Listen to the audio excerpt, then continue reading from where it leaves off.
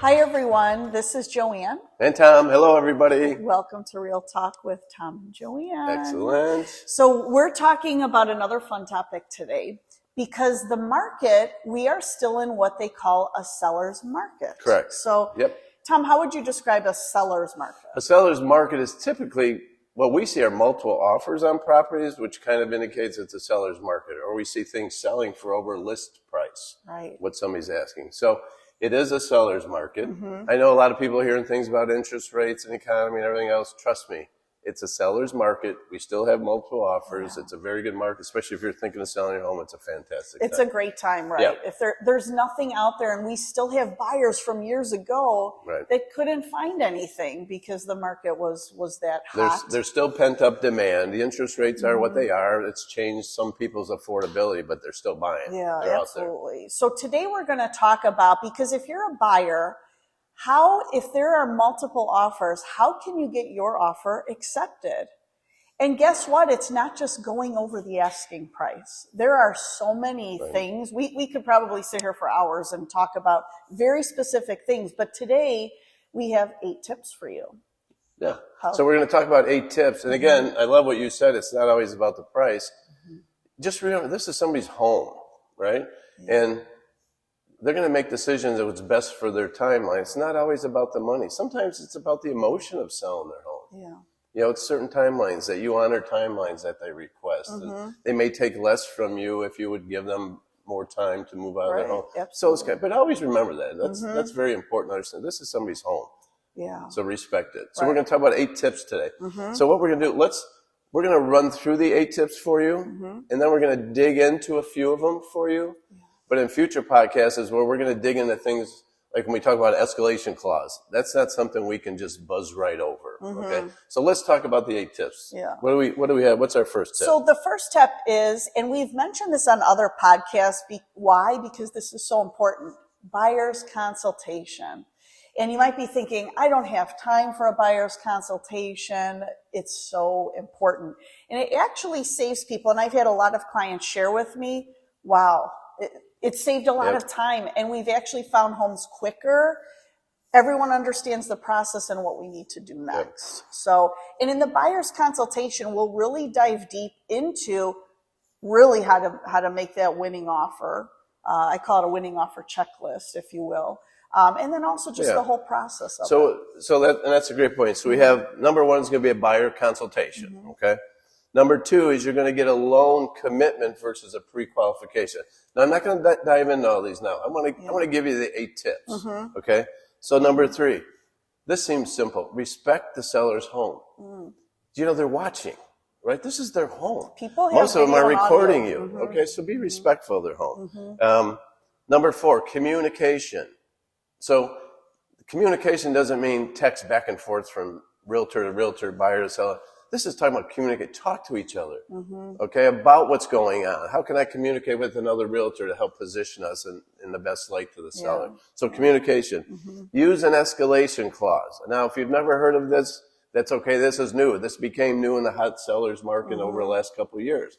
We're going to dig real deep into an escalation clause on our next podcast because that is kind of a beast in itself, be honest with you. So I want you to understand that.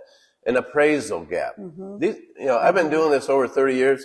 I never heard of an escalation clause or an appraisal gap in my first 25. We just never had these kind of things in this hot seller's market. So an appraisal gap is number 6. Number 7, pre-inspect the home before you make your offer.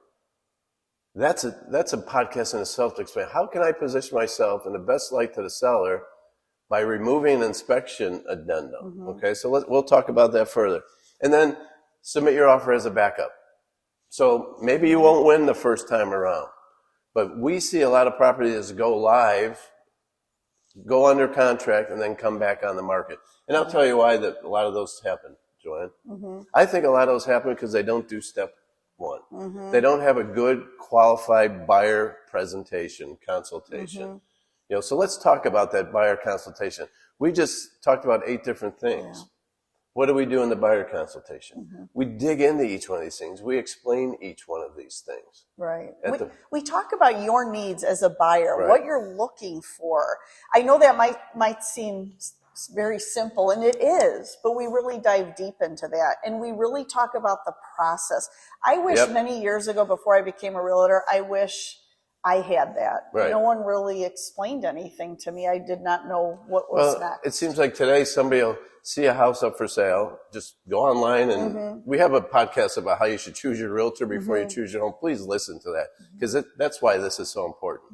So they'll call, text, go look at a property, and show up, and now the realtor might say, hey, we're going to have to put an escalation clause because there's multiple offers.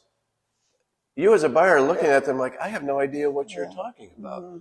And you're not going to respond quick enough to even get this done. Because if you think it's a great deal on a house, trust me, there's a lot of people who think it's a great deal. So at the buyer consultation, we'll go through escalation clauses. We'll go through appraisal gaps. We'll explain how you do a pre-inspection. That buyer consultation is key to get your offer accepted when there's multiple offers, because you don't have to wait. We can respond right now. Because you'll understand what was explained to you in that consultation, and you'll, Absolutely. I remember what Tom and Joanne said to me about that. And then the second one is pre-qualification versus a loan commitment. Right. So that's a difference too. Yeah. And you might not realize that. What is the difference? So, and we're going to dig in that deeper in another podcast. So pre-approval is somebody who's looked at your credit and those kind of things. They issue a pre-approval. A loan commitment is the lender is completely done with all their research on you. You have a loan commitment. All you have to do now is pick the house, meaning they verified your income. They verified your job. They verified everything. You have a loan commitment. We have a mortgage company. Well, I won't talk about who the mortgage company is, but we have a mortgage company that they'll do a 24-hour pre-approval, okay, and give you a loan commitment within that 24 hours and close within 10 days, guaranteed, every time. So within 24 hours, you have a loan commitment. We can close in 10 days. Right. That's a mortgage company. That's an option. Think about it. If you're in that kind of position, you've got a seller with multiple offers, and maybe they need their money to buy the next home, and we can have a loan commitment, not a pre-approval. We have a loan commitment. It's going to put you in a good light with that seller. Yeah, that's so true. But because a lot of times we think we can go online and type in and get a pre-approval. Right. But we really want that communication with the lender, and that's actually our next tip: communication. What does that mean? We all know the word. Everybody says communication is so important. There have been so many times in real estate, I'll say to Tom, gee, I'm trying to work on this offer. What do I do? And he'll say, Joanne, did you call the other realtor? Right. Oh. Communication. Talk. Right. Have a conversation. And it makes it so much easier. And I have gotten offers accepted because I made sure, what do you need for a closing date? What do you need for whatever it is? Yeah, and I want to keep referring back to choose your realtor before you choose your home. Can you see why it's really important that you have a full-time professional representing you in what's probably the largest investment you're ever going to make? Yeah. And we here at Weichert Realtors Ileana, we pride ourselves on that. We have a team. We have agents that are working in this office, have been here less than a year, that are schooled and studied on how to handle these situations. And it's so important to you guys. So just make sure you have good representation. I agree. And communication. And I like to train people, say, we work with other realtors sometimes from different companies. We have to work together on these things. Let's do what's in everybody's best interest, and let's communicate.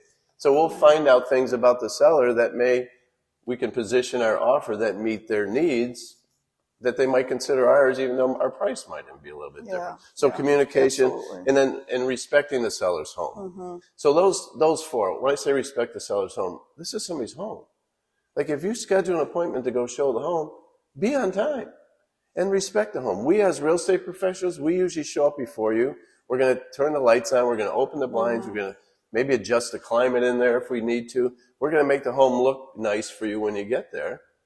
And then when we leave, we're going to put it back the way we found it. That's respect for somebody's home. Now, that seems like a little thing, but trust me, some people sell their home more about emotions than they do about money. Right. You respect their home and you honor the fact that you're in somebody's home, and they're going to notice that. And we should be respectful. So. And our clients have shared, gee, the door wasn't locked. The lights were left on. We will hear those. And again, that's what our job. So we have 8 tips. Today we just kind of bounced through 1, 2, 3, and 4. Okay. We have the 8 tips, and if you want to go to askweichert@gmail.com, we can send you the 8 tips, right? But we're going to dig in, and really the next podcast we're going to do is about escalation clauses. And I'm going to tell you, this is one of the best ways to get your offer accepted when there's multiple offers in a hot seller's market. And you really want to listen to that. So that's going to be our next podcast. But anyway, those are some tips. Check out askweichert@gmail.com. We'll send you those tips. Anything you need, reach out to us anytime. And we'd be honored to help you walk through this process. Okay. So we'll talk to you all soon. Bye now. Thanks for joining us.